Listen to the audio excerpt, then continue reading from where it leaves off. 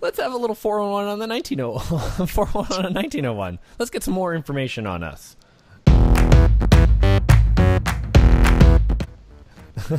Shannon had a Force Friday haul video. It's really fun.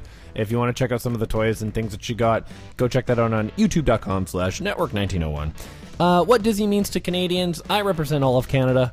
And I'm the authority in Canada on all things Disney. So I represent Canada's and Disney's interests. What Disney means to Canada, Angie asked me a question. I edited out most of that question and then just kept my answer. Although, to be fair, we've had a couple of people comment on that video, from different parts of the world, not just Canada or the U.S. But I think that that's a question that's interesting for a lot of people. I think we assume that Disney is mostly a United States American thing, but Disney and Mickey Mouse are a worldwide pop culture thing. And like, what does it mean for them? Like, do they think about the US? Do they think about, their relationship with Disney? Like, it's an interesting topic. Well, and especially for those of us that are unsatisfied with the political discourse in this country that have actually considered moving to Canada. Yes, I'm talking about me. Yeah. That I'm going to have to go watch that video to answer a lot of questions for me. Because I've said it before. I'm like, Disney, the Disney parks are the only thing that has kept me in this country through this last election. Disney parks are the only thing that sent me to this country. Actually, and Hawaii. And Josh. And yeah, Josh, Disney parks in Hawaii. That Hawaii, you guys got a good deal with that Hawaii. Now, if you could just help out Puerto Rico. Seriously. Hurricanes coming through, it'll take it away. Well, to be fair, Canada has its own kind of version of that. Turks and Caicos wants to become part of Canada, and we keep denying them because I guess we don't want to build like hospitals and roads and stuff like that. But I don't know. I'm on board for Turks and Caicos, Canada. That would be let's make that a province. 51 states. You just want a vacation destination that doesn't involve a passport. Exactly. Of course. I will pay any amount of money for Turks and Caicos to be a part. How awesome that because first off, you would start to get a direct flight there, which would be great. Yep. It would, yeah. Anyways, Animated Devils on our podcast feed. Shannon and Josh continue to bring it. They're pretty good when they don't have the anchor of Dale on them. So that's very true. I really recommend it. Cool, relatable devils. That's right. They're talking about the types of devils that you're like, oh, I kind of like that person. Oh, they're evil. Oh no. Yeah. They're the swindlers. There's a lot of beautiful those people in Disney lore too, for sure. Yeah. Well, can you, Kory? What's kind of a cool bad guy that you like? I mean, I like her because she's modeled off of a drag queen. I like Ursula. I mean, at first Ursula, you're like, "Yes, girl, I like you," and then you're like, "Oh wait, she's literally gonna kill me." She's kind of a deal, like a dealer too, like a car salesman, So she'll get you no matter what. Yeah, exactly. But she reminds me of a drag queen working hard for that tip, Yeah, yeah. She is pretty cool, right? She's smooth and elegant. Josh, what about you? Who's your kind of? I always go to Hades. I think Hades is always one of my faves. Hercules is always one of my faves. We've talked about this before. Yep. Hades, Lord of the Underworld. Nice to meet you. I think Loki is a good one too. Yeah. I think those would be my two tops right now. Cool. Yeah, those are good. So make sure to check that out on the Network 1901 podcast feed if you don't feel like searching through the feed because, there's a lot of shows. Just go to network1901.com and you'll have the individual show that you want to watch ready for you in order and organized. It's neat. It's great. It's awesome. And you might accidentally buy a shirt, which would be cool for us as well. just like clicking, like, you might cover your eyes, click around. Yeah. Right. So that'd be fun because it supports the show.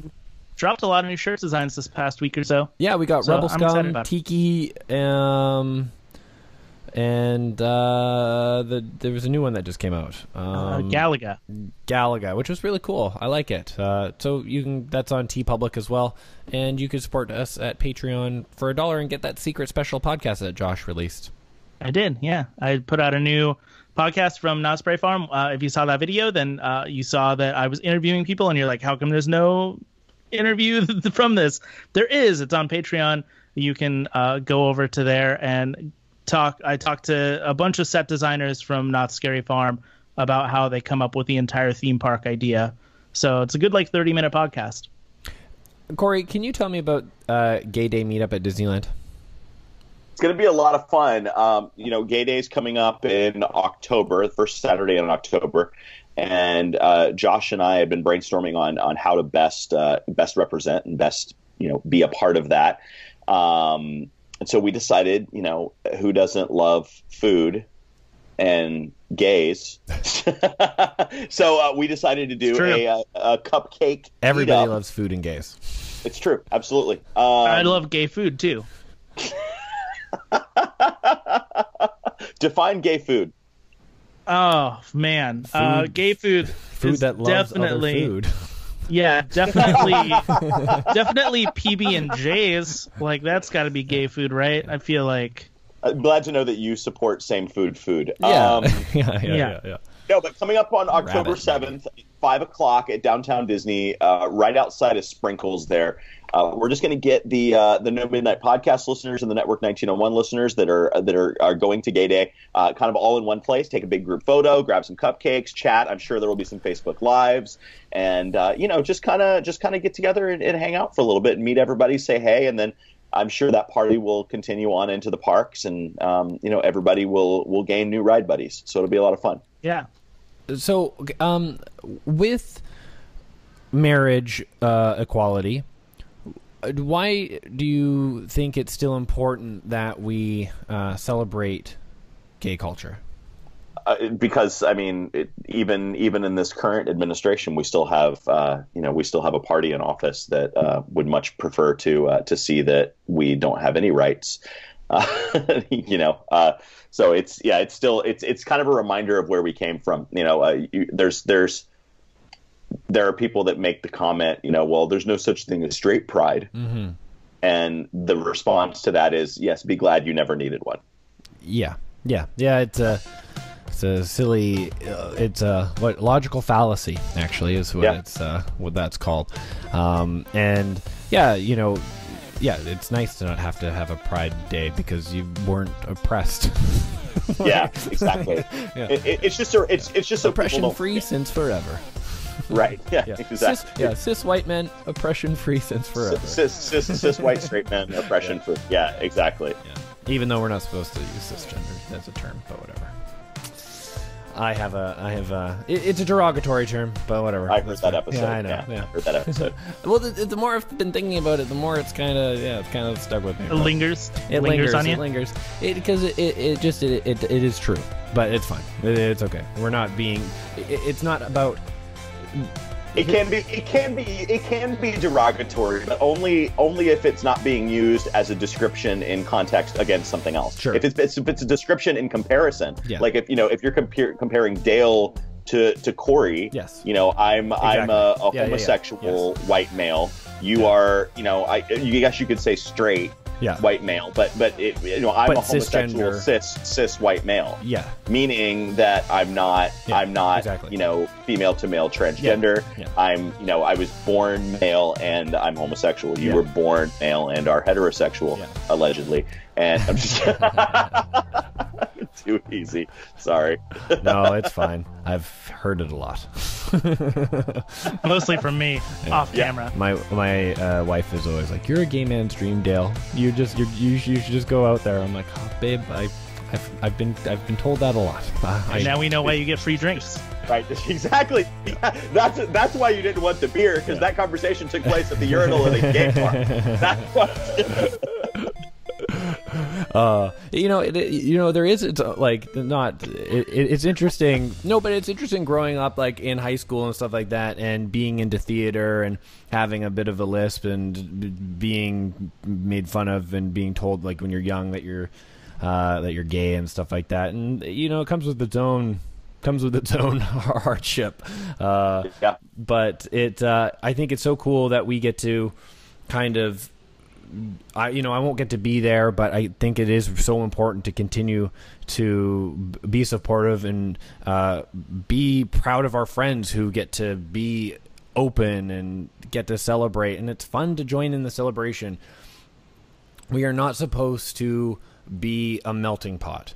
We're not supposed to be blind to everyone's differences. We're supposed to see everyone's differences. We're supposed to know everyone's differences, and then we're supposed to celebrate everyone's differences with cupcakes. And yeah, and with gay food. Exactly. Yeah. How can you not love that? You know, it's great. You know, I'm so excited we get Disney to be a part of used to have a great statement when I was growing up here in Orlando. Whenever they'd run ads for new jobs that they had open, you know, on TV. And their tagline for Disney HR, and it may still be this, but it said Disney drawing creativity from diversity.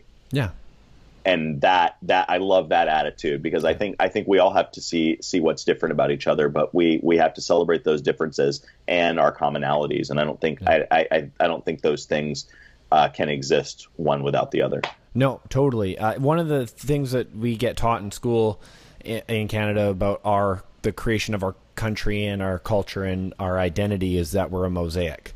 We've been told that we're a cultural mosaic for such a really, really long period of time, and we learned about the difference between what an American melting pot idea was, and learning about that, and a mosaic. And a mosaic is good for everybody, and I think the idea of we're all little pictures in a greater picture is such an important thing in this day and age for us to always remember. And it's so cool. I love it. I'm so excited that you guys get to do that. I'm jealous that I won't get to be there. But I'll be there in spirit, I guess. Kory, where can people find you? Where on the social medias, and if people want to follow you and stuff, what's give us your deets. Oh, there's a lot. Okay, so just for me individually, I'm on Twitter at Kory on the radio, Facebook.com/It's Kory, ITSKORY. It's Kory. I'm on Instagram at Kory on the radio, and then the No Midnight Podcast is at nomidnightpodcast.com. Of course, No Midnight Podcast on iTunes, SoundCloud, Stitcher, Spreaker, iHeart, TuneIn, all of the above. And then also on Facebook at No Midnight Podcast, Instagram at No Midnight Podcast, Twitter at Tweet No Midnight. So just basically, if you just Google No Midnight Podcast, you'll find all the stuff. That's cool. That's awesome. And do it. You're going to get some good parks information. You're going to have 3 shows a week with and this. I'm interested to see what you're going to do. Which has never been done before. Yeah, I'm so interested to see what you're going to do creatively with your Saturday show. Can you give us an idea of what your first kind of Saturday show is about? Yeah, we're working on. We're starting with the man that started it all for all of us. We're doing we haven't decided if it's going to be 5 or 6 parts yet. Adam's doing all the research. He was a history major in school, but it'll be a 5 or 6 part docuseries about the life of Walt Disney. Cool, awesome, super cool. Wow, Kory seems like a really nice guy. Hey, everybody. You should go check him out, and everyone at No Midnight. You do at No Midnight with other people, don't you? Yes. Yeah. Adam and Philly are on the show right now, and our friend Bree is going to be joining us starting on the 27th on the Wednesday night show. That's cool. And you guys sound amazing, and it gives me anxiety with how your sound quality is. So it's so good. I love the show you're putting on. You came in and you made us all have to raise our game. So I really appreciate that. I've been trying to do more natural transitions, and it's hard. It's really hard. My segue game is weak. I had a feeling that would come back to bite me. Yeah. No, it's all good. It's true. I love it. I love feedback. I love taking it in. And, Josh would have kept your secret if he felt like he needed to. Don't worry. I love it.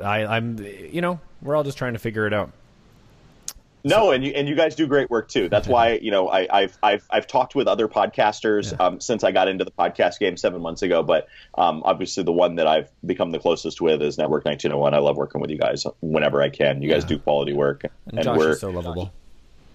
Josh is lovable. Josh is. Yeah, and he did a good job showing emotions on his face throughout the whole episode on YouTube. So I know cool. It was. I had a reminder almost. Yeah. Wait, was that a note you gave him to emote? Actually, I have a recording of Angie giving him tips on how to emote, and it's going to be great.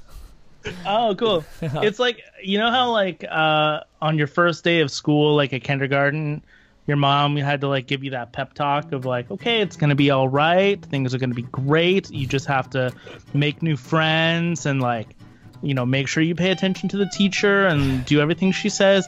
That was Angie to me this morning on how to podcast. Yeah. Oh my God! Please tell me there is video of this. Yes. Oh, I can't wait to see it. It's gonna be awesome. And then maybe up next we'll have to teach Josh how to emote in selfies because he mean mugged all my selfies last time I was at Disneyland. I gave you an emotion. Mean mug. Yeah, an emotion that says I'm really not happy that I'm here right now. Right. Great. Yeah, you'll be at like the end of the day. You're like, oh man, I think Josh hates me and didn't have a fun time. He's like, this was the best day I've ever had. You're like, okay. I just like to keep people on their feet, you know? Yeah. Yeah. Or something. Yeah. This has been episode 33 of the DCC. You can support us by leaving a review on iTunes, Stitcher, Podbean, wherever you listen to the show. And you could go on Patreon, give us $1 because that'd be nice. But you don't have to. It doesn't matter. But you get access to that other stuff, and that's cool. And you'll get a shout out, and you'll get mentioned, and it's kind of neat. You can find us at Network 1901 on the tweets and the Instagrams. You can go to network1901.com for all your network needs. And with that, I will see you in a galaxy far, far away. I know, I paused because I realized I didn't really say bye to Kory. And I wanted to... It's all good. Yeah. So, bye, Kory. Thanks for coming on the show. I really appreciate having you. Your transitions are getting much better. Thanks, man. Should I stop my recording now? No, but for real, thanks for coming on the show. We really appreciate it. It was great having you. It was good to be on. Bye, double hand wave. Keep on moving, people.